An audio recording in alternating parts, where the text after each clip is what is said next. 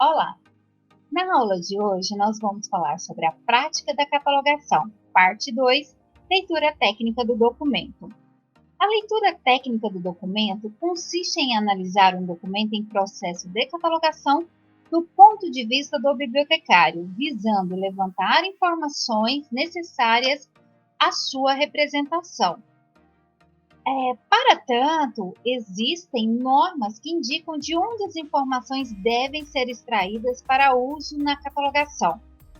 Então, essas informações devem ser extraídas de determinadas fontes de informação, as quais são, então, as partes onde se faz o levantamento dessas informações. E é importante ressaltar que fontes de informação para efeito da descrição física é diferente de uma fonte de informação que você vai fazer um levantamento bibliográfico, por exemplo, né? Vai fazer uma consulta em bases de dados para recuperar documentos. Então, é uma fonte de informação responsável que traz elementos da descrição. E assim como qualquer outro documento, os livros são organizados segundo um plano definido, têm características físicas e intelectuais, e sob esses dois aspectos precisam ser descritos. O catalogador deve descrever o material de tal modo que o leitor possa conhecer o volume, o formato, a data de publicação, o editor e as demais particularidades, como, por exemplo, a extensão do documento, se é ilustrado, se não é, a dimensão. Então, são elementos que entram na composição do livro, né? Esse conhecimento técnico torna possível ao catalogador ler com rapidez e de maneira satisfatória o grande número de livros que lhe chegam diariamente aos seus cuidados. Definindo um livro e diferenciando de um folheto, temos que um livro é uma publicação não periódica que contém acima de 49 páginas, excluindo então as capas, né? E que é objeto de número normalizado, que é o ISBN, Número Internacional Normalizado para Livro. Enquanto que o folheto é também uma publicação não periódica e que contém no mínimo 5 páginas e no máximo 49. Então, é uma extensão menor, excluindo aí as capas e que também é objeto do Número Internacional Normalizado para Livros, ISBN. Ao se realizar um registro de um livro, devem ser examinadas cuidadosamente as seguintes partes. Para o levantamento de informações básicas que servem à descrição bibliográfica, devemos consultar página de rosto, verso da página de rosto, outras preliminares, capa, colofão, encartes, bolsos, apêndices, glossários. A capa, né, essa capa de fora, tem a capa da frente e a de trás. A folha de rosto é essa capa que tem o maior número de elementos aqui de descrição da frente e o seu verso. No verso, normalmente temos informações de copyright, o nome do autor, tem uma ficha catalográfica. Quando essas informações, por exemplo, de editores, não aparecem na folha de rosto, no verso da folha de rosto, ou até mesmo na capa, encontramos essas informações no colofão. O colofão tem informações sobre editores. E aqui tem também o número de telefone, tem endereço, que nos ajuda, né, nos dá suporte para identificar o local. E também a gráfica, né, na ausência dos editores, o colofão traz aqui informações que nos ajudam na descrição do documento. Agora, quando vamos fazer a descrição sobre o autor e sobre o assunto, é importante verificar a orelha. Orelha é essa dobra que tem aqui na capa, ó, que normalmente tem algum relato aí, uma biografia, uma breve biografia e um breve resumo do autor e do assunto do livro. Prefácio, sumário, introdução, dados biográficos em partes específicas.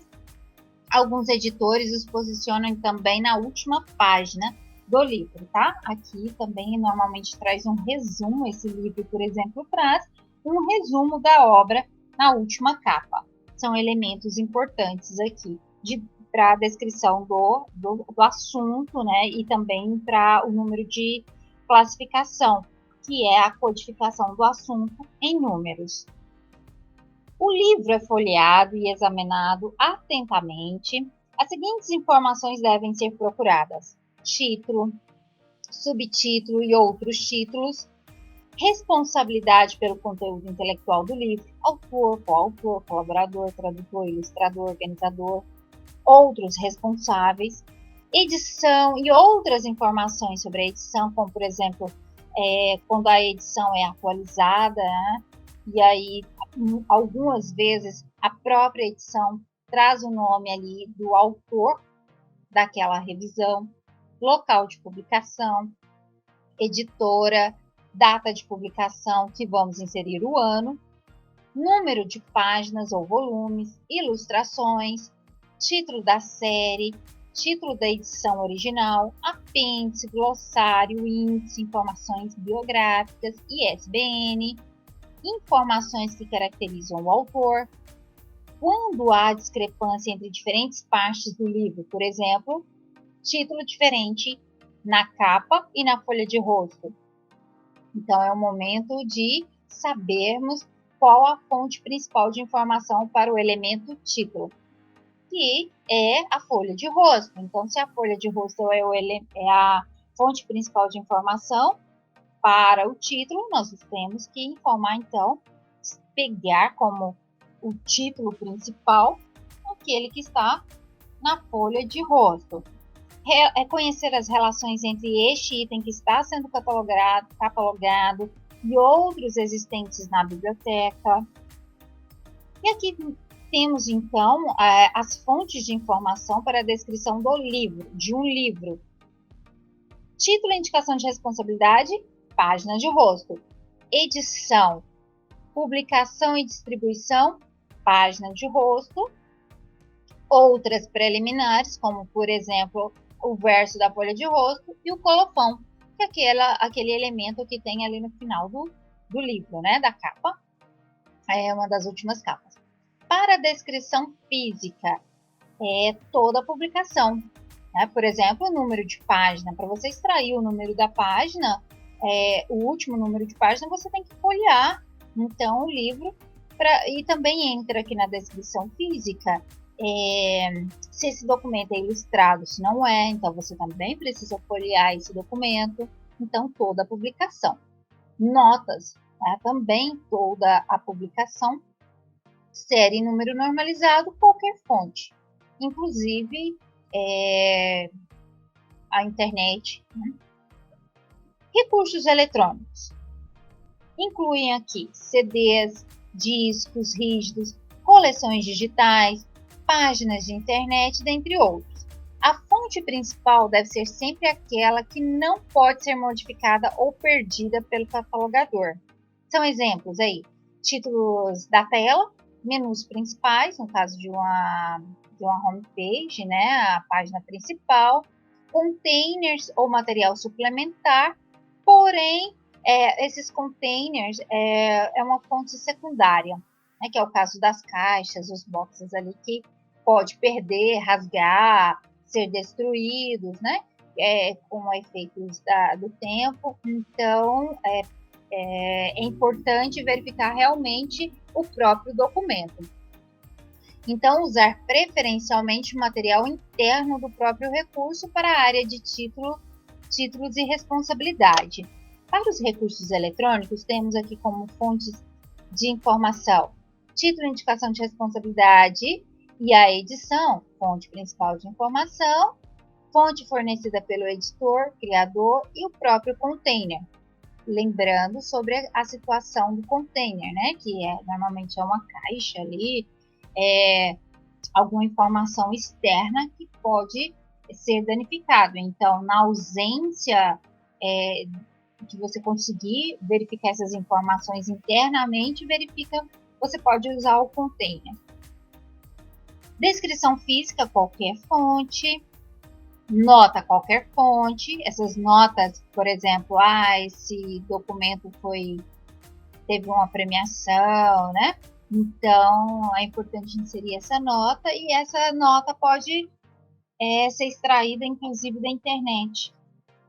Série, fonte principal de informação, informação fornecida pelo editor, criador e o próprio container, e também o número normalizado pode ser extraído de qualquer fonte. Imagens e movimento.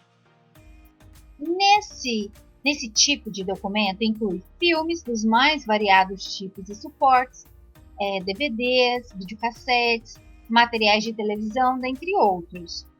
A fonte principal de informação, em especial para a retirada de título e responsabilidade, são os créditos do próprio filme, tá? E é o momento realmente de assistir um pouquinho aí desse filme para ver ali os créditos para extrair essas informações. O container do filme é uma fonte de informação secundária, uma vez que as caixas podem ser trocadas, quebradas ou até mesmo sumir. São fontes de informação, título e indicação de responsabilidade, fonte principal de informação, que aí, para cada um daqueles elementos, tem a sua fonte principal de informação, e é importante, no momento de realizar o registro, consultar as normas, né, para saber exatamente qual a fonte de informação para cada tipo de documento e para cada tipo de documento dentro dessa categoria.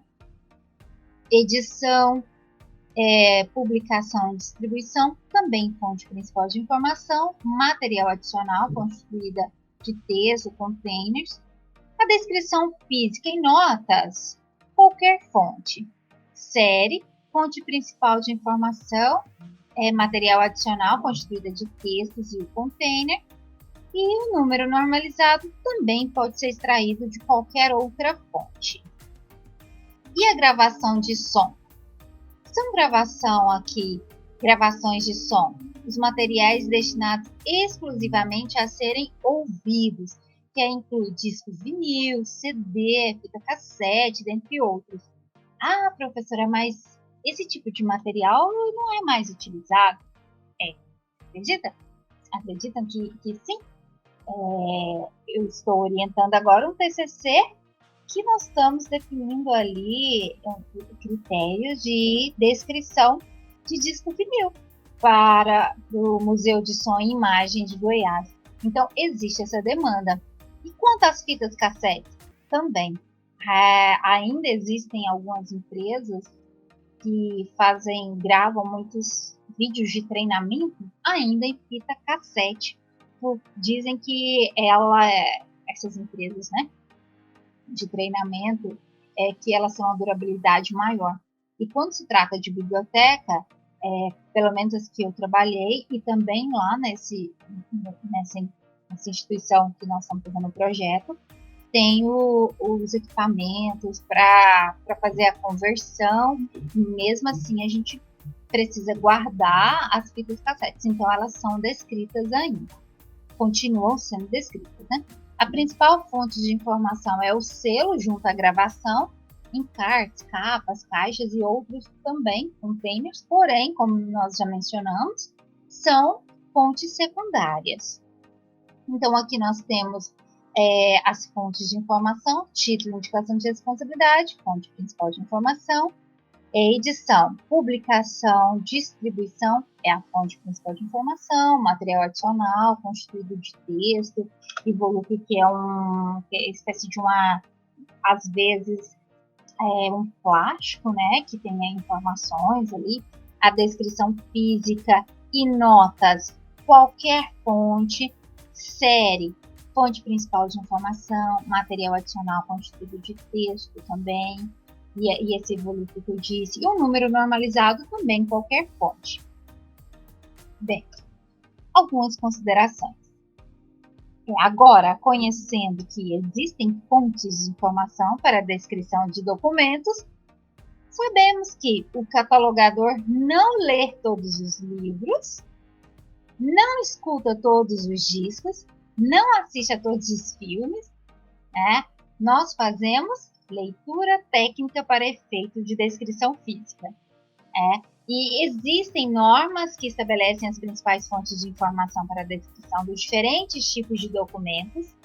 Ao descrever um documento, devemos sempre consultar as regras de cada área da catalogação e as fontes de informação para cada área e cada elemento. Então é isso, pessoal. Aqui algumas referências utilizadas para essa aula.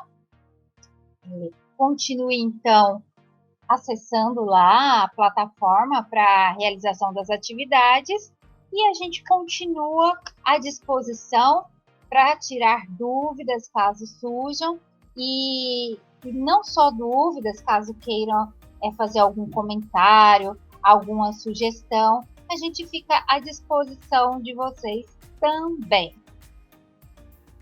Tá?